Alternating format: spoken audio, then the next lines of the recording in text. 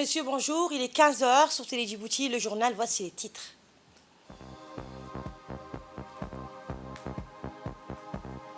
Les gagnants du concours de la poésie ont été récompensés aujourd'hui par la ministre de la Jeunesse et de la Culture. Dans l'actualité internationale, en Turquie, un forum mondial de coopération intersectorielle avec le continent a eu lieu. Bonjour et merci de nous accueillir chez vous. Le balai de personnalité à l'Assemblée nationale, le président de l'Assemblée nationale de l'État, Mohamed El-État, a reçu aujourd'hui plusieurs membres du corps diplomatique. Tour à tour, le président d'État s'est entretenu avec l'ambassadeur du Kenya en République de Djibouti, l'honorable Salim Mohamed Salim, le chargé d'affaires du Royaume du Maroc en République de Djibouti, Barek Hadawi, et enfin l'ambassadrice de la République française en République de Djibouti, Dana Purkaserou. Eh bien, en amont des discussions, les diplomates ont adressé leurs vœux de félicitations au président de l'Assemblée nationale pour son élection à la tête du Parlement djiboutien. Les divers échanges ont porté sur les relations bilatérales entre la République de Djibouti et ses pays amis. Dans la même lancée, le président de l'État, Mohamed El-État, et ses hôtes du jour ont dressé un état des lieux de la coopération parlementaire, du rôle moteur de la diplomatie parlementaire et surtout des voies et moyens de renforcer davantage et a priori les actions communes des parlements nationaux et ce à travers les groupes parlementaires d'amitié. Cette visite qui est également une prise de contact s'inscrit dans la démarche des diplomates de prendre langue avec le nouveau président de l'Assemblée nationale. Par ailleurs, les entretiens ont porté sur l'examen des relations de coopération existantes entre les pays supracités et les moyens de les renforcer davantage. L'audience s'est déroulée en présence du secrétaire général, l'ambassadeur Ismaël Goulal Boudine, et du directeur du cabinet du président de l'Assemblée nationale, Idriss Mohamed Ahmed. Le président de l'Assemblée nationale a salué les liens séculaires du point de vue social et politique existants entre ces pays. Toujours à l'Assemblée nationale présidée par l'honorable Jean-Marc Moussaadeh, la commission des finances, de l'économie générale et du plan et des députés non membres ont examiné aujourd'hui les comptes financiers de l'année 2021 de l'Office national du tourisme de Djibouti ainsi que les comptes financiers 2020 de l'Office national en charge de la distribution de l'eau et de l'assainissement, l'ONEAD. Le gouvernement était représenté par le ministre du Commerce et du Tourisme, Mohamed Oussama Dirieh, et de Mohamed Ahmed Awale, ministre de l'Agriculture et de l'Eau, des directeurs généraux des établissements publics précités, accompagnés de leurs proches collaborateurs. Après leur discussion sur la situation comptable et financière, les députés membres de la commission de l'économie générale et du plan ont émis un avis favorable et transmis les comptes financiers susmentionnés pour adoption lors de la séance publique de l'Assemblée nationale. Je vous le disais en titre, la Bibliothèque et Archives nationales a abrité hier la cérémonie de remise de prix du concours de poésie organisé sous l'égide du ministère de la Jeunesse et de la Culture dans le cadre de la Journée internationale de la francophonie, mais également de la Journée mondiale de la poésie. La Journée mondiale de la poésie fut instaurée en 1999 par l'UNESCO et célébrée pour la première fois en 2000 dans l'objectif de soutenir la diversité linguistique et culturelle de nos sociétés. Pratiquée à travers l'histoire dans toutes les cultures et sur tous les continents, la poésie demeure un genre important et puissant catalyseur pour le dialogue et la paix. La toute première édition de ce concours organisé par le ministère de la Jeunesse et de la Culture a vu la participation de plus de 150 personnes de tout âge, issues de la capitale et des régions de l'intérieur. Les gagnants, en l'occurrence, c'est-à-dire Burhan du CDC d'Obok, Mérito Dabele du CDC de Tadjoura et de Deto Mohamed du CDC d'Obok, ont reçu de la main de la ministre de la Jeunesse et de la Culture, du directeur général de l'Agence nationale de la promotion de la culture, du CTP, les récompenses. D'autre part, les 10 premiers textes seront édités par l'ANPSC sous forme de recueil. Enfin, une photo de famille a clôturé la cérémonie.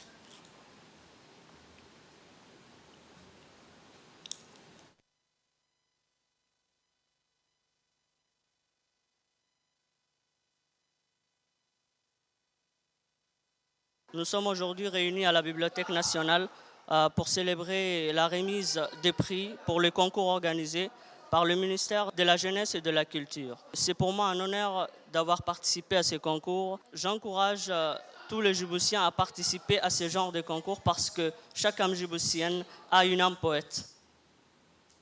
Et dans sa réaction, la ministre a rendu un hommage appuyé à l'expression littéraire et artistique en général et plus particulièrement à la poésie qui traduit nos héritages traditionnels de l'oralité et s'ouvre aux pratiques artistiques plus prisées par les jeunes comme le slam. Nous l'écoutons. Bravo à tous et je pense qu'aujourd'hui on a voulu associer la célébration de la Journée internationale de la francophonie et la Journée mondiale de la poésie. On a quand même voulu montrer, comme disait Aden, le poids de la poésie, qui est une expression littéraire très importante. Et c'est la première édition, bien que ça a été instauré par l'UNESCO en 1999 et que la première célébration mondiale a eu lieu en 2000. Donc, et comme vous le savez tous, la poésie est quand même un genre assez majeur dans l'expression littéraire et c'est un genre qui a su voyager à travers les âges et à travers l'histoire, puisque quand on fait les histoires des littératures du monde, c'est vraiment un genre qui se positionne bien et qui a su aussi rester moderne et intéresser les jeunes. Donc la preuve, le nombre de candidatures que vous avez recueillies. Donc ça montre bien que ça habite et que c'est un genre qui a su se préserver dans toute sa splendeur. Alors c'est un genre aussi qui sait se marier avec les autres arts et qui est très ouvert sur les autres arts. Donc la chanson, c'est de la poésie. La danse aussi, mais non, c'est beaucoup plus de la poésie. Donc que ce soit la musique, la danse, que ce soit la peinture. La peinture aussi voyage à travers l'image, mais aussi maintenant le mot, et donc qui sait s'ouvrir ou bien qui s'ouvre très facilement et se marie avec les autres arts. C'est aussi un genre qui fait honneur aux expressions traditionnelles de nos propres cultures. Donc que ce soit par exemple ce qu'on appelle les genres majeurs, alors en Somalie, en afar, mais aussi en arabe. En Somalie, donc, il y a un classement, mais qu'on aille comme on appelle, du gabay jusqu'à Manso ou même Sougan, qui est très prisé. Et vous savez que tout Djiboutien va aller se nourrir de cette oralité poétique pour pouvoir aussi écrire en français, en arabe, dans les langues internationales. Dans l'actualité également, le Sheraton Hotel a abrité hier une réunion bilatérale entre la douane de Djibouti et celle de l'Éthiopie, co-présidée par le directeur général par intérim de la douane, Burhan Hamadou, et le commissaire de la douane éthiopienne, Debele Kabita, et a vu la participation du directeur bilatéral du ministère des Affaires étrangères, l'ambassadeur de l'Éthiopie à Djibouti. Depuis ces dernières années, des mesures bilatérales et nationales ont été prises pour améliorer l'opération du transit douanier Djibouti-Éthiopie. Des améliorations significatives ont également été observées grâce aux mesures prises des deux pays. Le corridor de transit Djibouti-Éthiopie est comme le cordon ombilical qui relie et alimente l'économie des deux pays. Dans son intervention, le commissaire de la douane éthiopienne, Debele Kabeta, a exprimé sa profonde gratitude à l'administration des douanes et des impôts indirects de Djibouti pour son engagement et accueillir cette réunion bilatérale et son accueil chaleureux à la délégation des douanes éthiopiennes. Il a souligné que l'évolution rapide de l'environnement commercial international, l'émergence de nouvelles procédures et technologies et la pression toujours croissante pour réduire les coûts et les délais dans le flux transfrontalier de marchandises pourraient être considérés comme l'un des facteurs incitant à envisager une coopération bilatérale.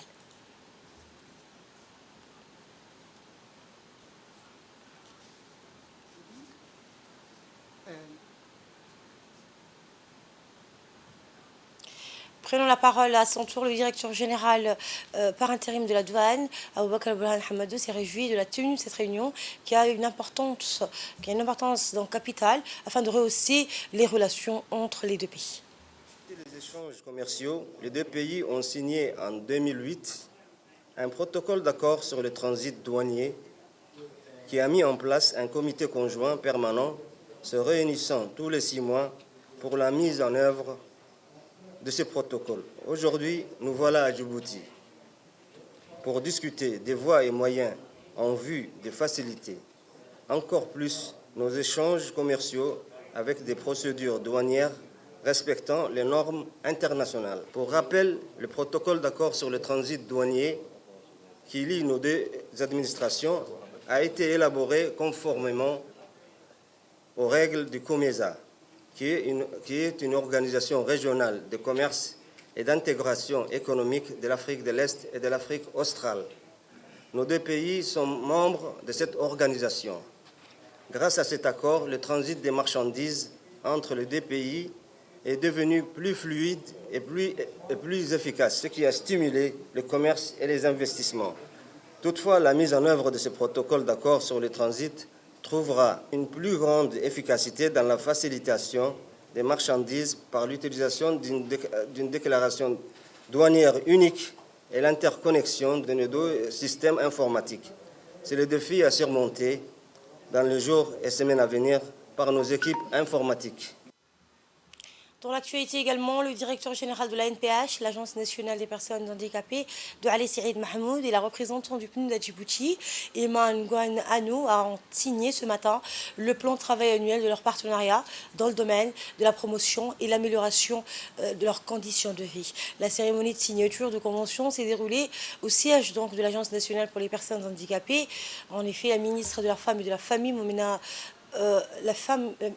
Ousmane Aden, et la représentante du bureau local du PNUD, Emma Nguyen, ont paraphé les documents relatifs au plan de travail annuel de leur collaboration.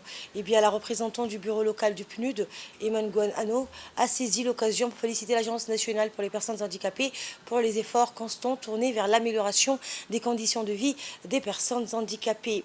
Eh bien, cette cérémonie de signature, donc, c'est le directeur de l'Agence nationale des personnes handicapées qui a donc signé avec la représentante du PNUD à Djibouti, que je propose d'écouter. Lui porte ce combat-là dans le pays et fait tout son possible pour que nous n'oublions personne. Donc merci et bravo. Et comme on dit, on fera ce bout de chemin ensemble pour 2023 et pour les années futures. Prenons la parole à son tour, le directeur de la NPH, de Ali Saïd Mahmoud, a indiqué que ce plan de travail annuel de leur partenariat est un point important. Eh bien, il a insisté sur ces documents qui sont relatifs au plan de travail annuel pour leur coopération et a donc remercié la représentante du PNUD à Djibouti. La cérémonie présidée ce matin par le chef d'état-major général des armées, le général de corps d'armée Zakaria Cheikh Ibrahim, a marqué la clôture d'un stage de certificat militaire élémentaire à l'école militaire de Holhol pour 190 stagiaires de l'armée djiboutienne. À son arrivée, le chef d'état-major général des armées a été accueilli par le commandant de l'école militaire, le lieutenant-colonel Mohamed Jamar Rayad et la troupe d'honneur de l'école. C'est ainsi que le général a passé en revue les dispositifs de prise d'armes préparés à cet effet. Le général de brigade Tahir Ali Mohamed, chef d'état-major de la défense, et le colonel-major Mohamed Rayad Guélé, sous-chef d'état-major de la défense, ainsi que les représentants des autorités civiles, coutumières et religieuses de la localité de Holhol, étaient donc présents à cet événement pour apprécier et féliciter les lauréats de ce stage.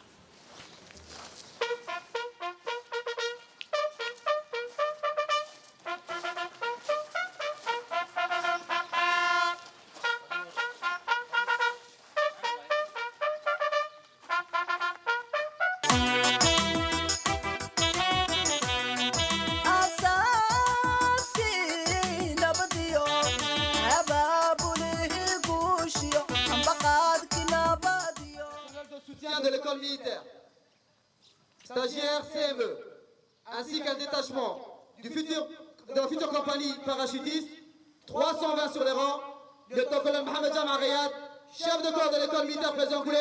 À vos ordres, général!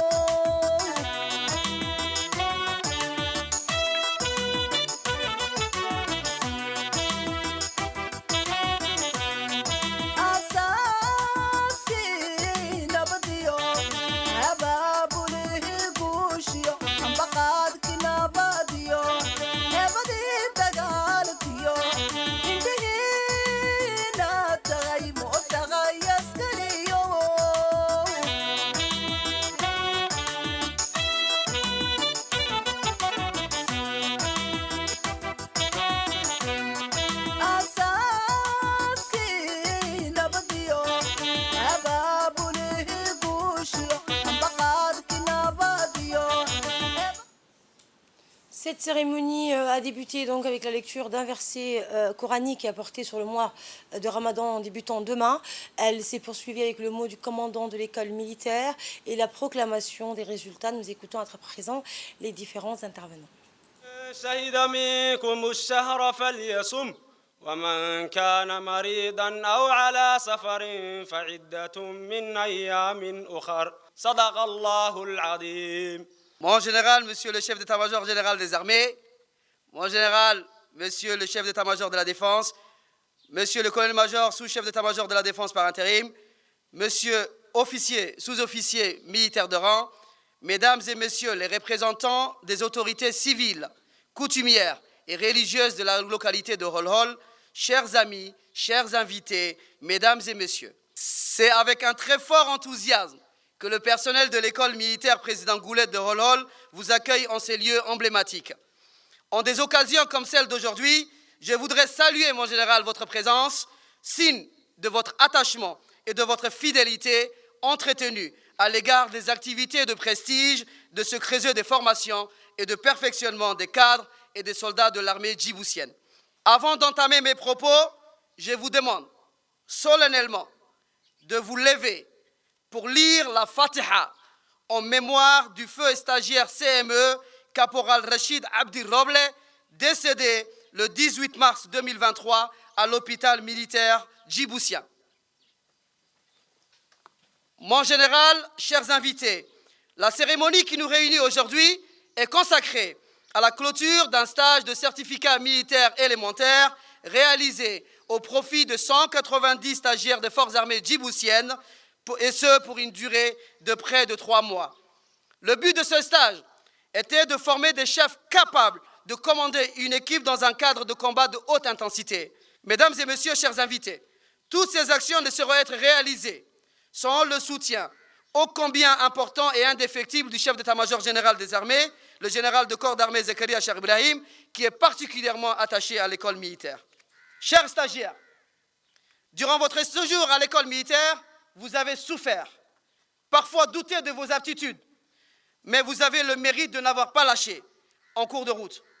Et le résultat est au rendez-vous. Enfin, je vous souhaite à toutes et à tous Ramadan Moubarak, que vive la République de Djibouti, que vive le président de la République et chef suprême des armées, que vive le chef d'état-major général des armées et que vivent les forces de défense et de sécurité.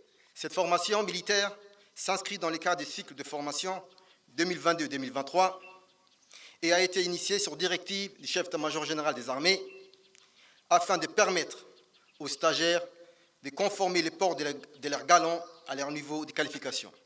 Le taux de réussite est de 97,37% pour un total théorique de 194 stagiaires. Mon général, je passe à la proclamation des résultats en citant uniquement les 3 premiers du stage. Premier, caporal Abbas Daher Jama. Deuxième, caporal Mouhieddin Ousmane Bodé. Troisième, première classe Abdulaziz Abdurrahman Aden. L'approche pédagogique nouvellement initiée par l'école militaire a porté ses fruits, comme l'ont attesté les résultats des examens finaux de ces 190 stagiaires. C'est pourquoi le chef d'état-major général des armées a insisté pour remettre en main propre aux premiers lauréats de ces stages le certificat de réussite ainsi qu'une récompense à la hauteur de leurs efforts. Enfin, l'ensemble des militaires du dispositif marqueront l'événement avec les photos de souvenirs qui seront prises à cet instant. Suite à la remise des certificats, les personnels de l'état-major convient ainsi que les autorités civiles de la région ont fait un détour vers le monument des martyrs pour y déposer donc une gerbe symbolique en l'honneur des vaillants militaires décédés donc en service.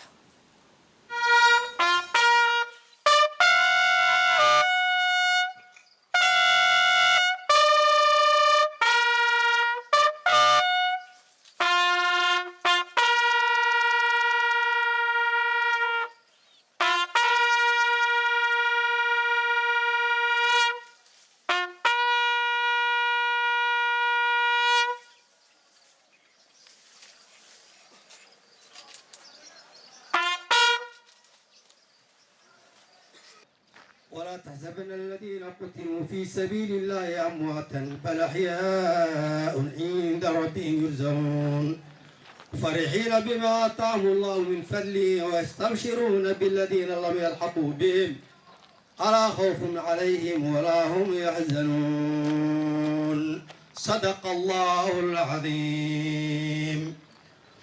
اللهم اغفر لهم وارحمهم واعفو عنهم واذهب ظلم. اللهم واسع مدخلهم وادخلهم الجنة واغسلهم بالثلج والماء والبرد. اللهم نور مقدهم وعدل مشهدهم وديم مضجعهم. اللهم نقيهم من خطاياهم كما ينقي الثوب الابيض من الدنس. اللهم عاملهم بما انت اهله ولا تعاملهم بما هم اهله. اللهم اجزهم عن الاحسان احسانا وعن الاساءة عفوا وغفرانا. اللهم انزلهم منزلا مباركا وانت خير المنزلين.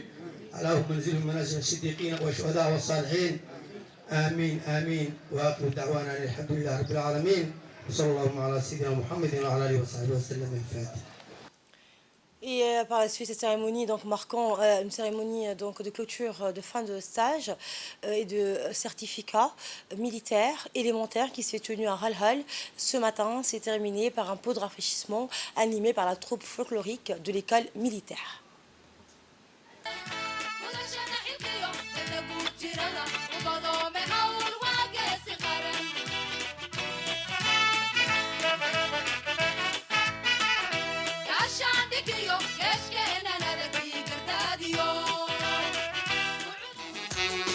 inaan qaran daadeeyo shacabigii idoortaye dushayda xilsaarayo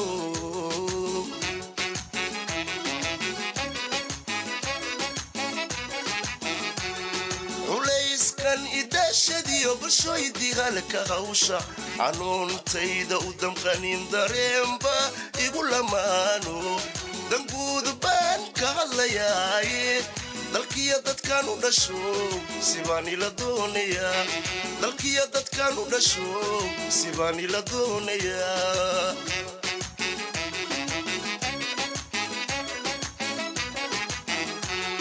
culayska idashadiyo bulshoydii halka hawsha xanuuntayda u damqanayn dareen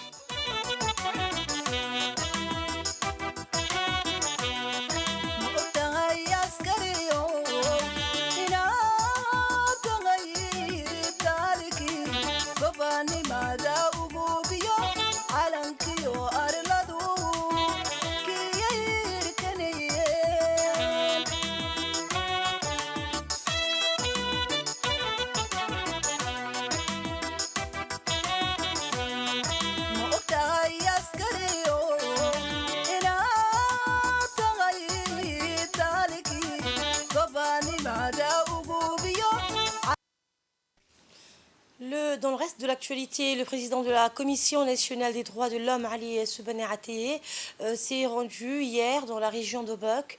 Après un accueil chaleureux, les membres de la délégation se sont entretenus dans la préfecture de cette ville historique de notre pays avec les autorités préfectorales et régionales d'Obok, dont le préfet adjoint de la ville, chef-lieu de la région, les sous-préfets des localités Korangar et de Al-Alidada, les responsables coutumiers et des nombreuses personnalités, dont le représentant du médiateur de la République, ainsi que des représentants de la société civile.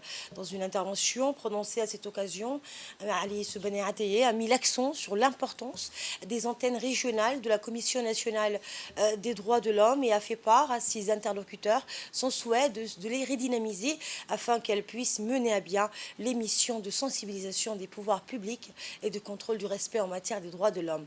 L'occasion a été par la suite pour le président de la Commission nationale des droits de l'homme et ses accompagnateurs de discuter donc avec les différentes parties prenantes sur diverses autres questions d'intérêt général, dont notamment la gestion des flux migratoires et les défis liés aux réfugiés. Au cours des immersions successives effectuées par la suite dans les bases des forces sécuritaires de la région, le président de la CNDH s'est entretenu avec le capitaine Ahmed Nour Hassan Abdillahi, commandant de la compagnie de la gendarmerie nationale d'Obok, et le colonel Kamel Mohamed Ali de la police nationale sur leurs conditions de travail dans le cadre de leur mission au service des citoyens.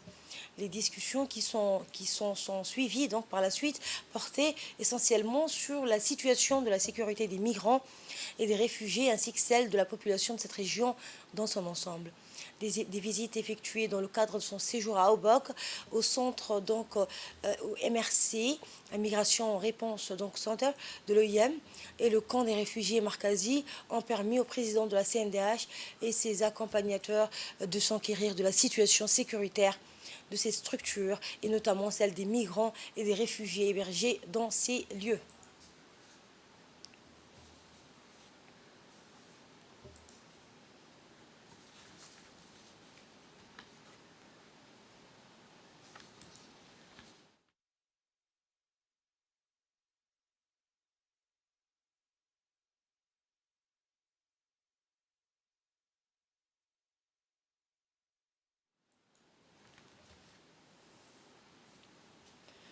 Le Palais du Peuple a abrité lundi la 4e Assemblée Générale de l'Association Nationale des Collectivités Locales Djiboutiennes.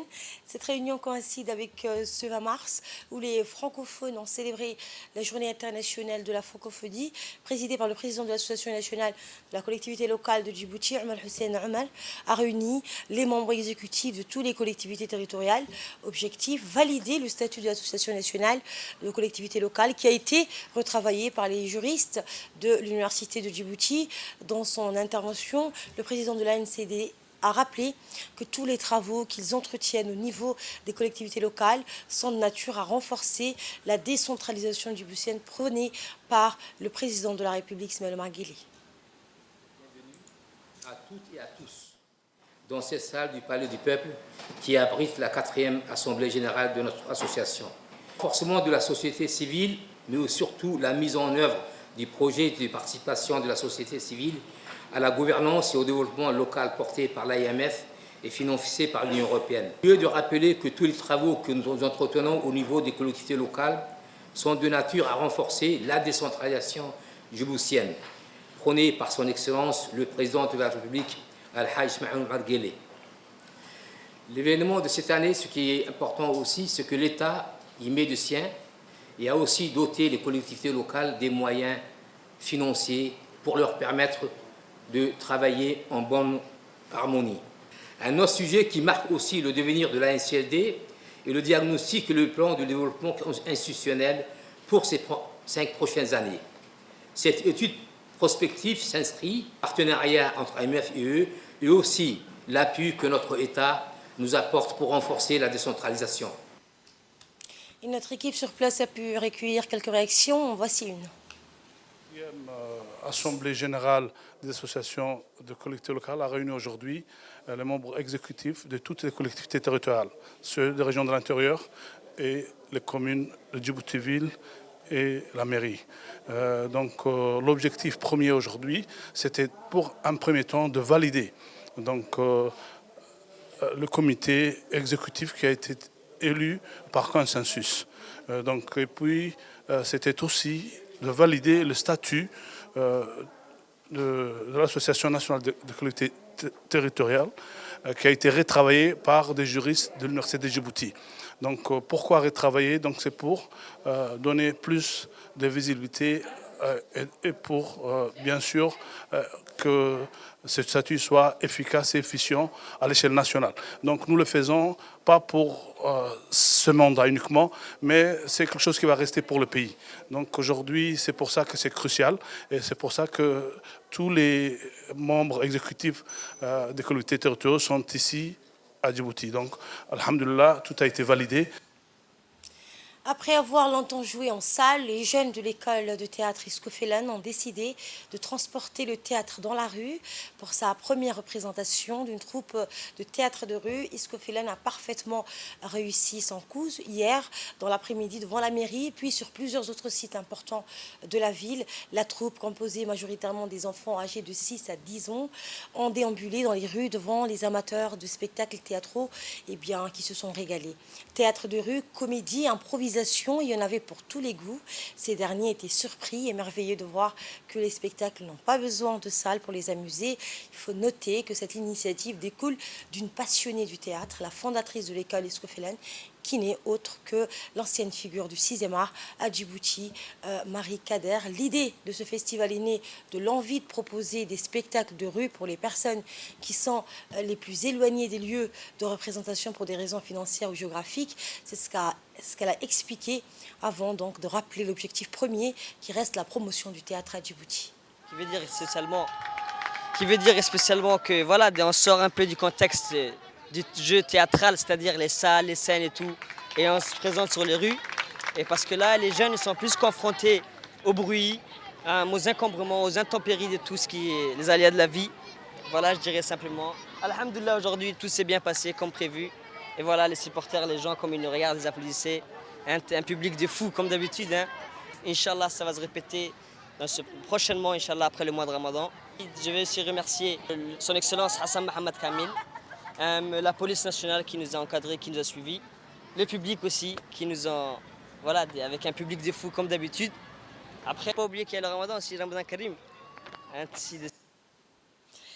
Le forum de la société civile des Nations Unies sur la condition de la femme s'est tenu virtuellement avec un débat parallèle sur les mutilations génitales féminines et d'autres formes de violence fondées sur le genre au sein de la communauté somalienne. Eh bien, l'événement avait pour but de sensibiliser et de promouvoir la collaboration dans la lutte contre les MGF et d'autres pratiques néfastes des membres du Parlement européen, des activistes, des survivants et des artistes ont participé. Les orateurs ont souligné donc l'importance de briser le silence autour des MGF et de travailler de manière interdisciplinaire. L'événement a également mis en lumière le rôle crucial de la diaspora dans la lutte contre les MGF. En Turquie, près de 1500 hommes d'affaires représentant 41 pays africains ont participé à Istanbul au Forum mondial de coopération intersectorielle, occasion pour ces représentants du continent d'échanger avec leurs homologues turcs, augmenter les échanges commerciaux entre la Turquie et l'Afrique à 4,5 milliards de dollars. C'est l'objectif que se fixe le Forum mondial de coopération intersectorielle. L'initiative veut aussi accroître donc la notoriété des PME turque sur le continent. Sa démarche se veut innovante. Le forum veut aussi donc établir des connexions d'exportation, veiller à ce que la Turquie ne soit pas étrangère au marché africain, qu'elle ne connaît pas très bien, et accroître la notoriété des PME turques en Afrique. C'est la fin de cette édition. Merci de l'avoir suivi. L'information continue sur Télé Djibouti.